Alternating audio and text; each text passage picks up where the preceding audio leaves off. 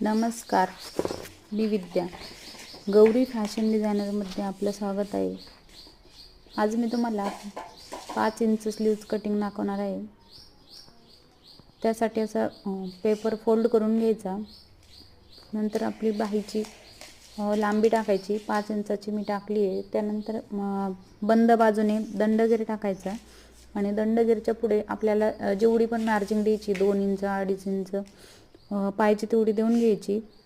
आणि त्यानंतर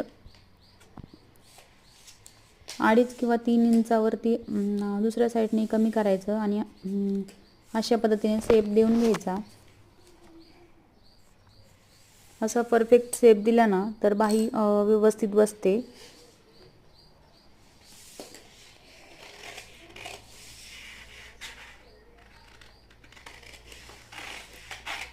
पुढच्या व्हिडिओमध्ये कोणती कटिंग दाखवू मला कमेंट करून नक्की सांगा. तसेच व्हिडिओ आवडत असतील तर लाईक करा.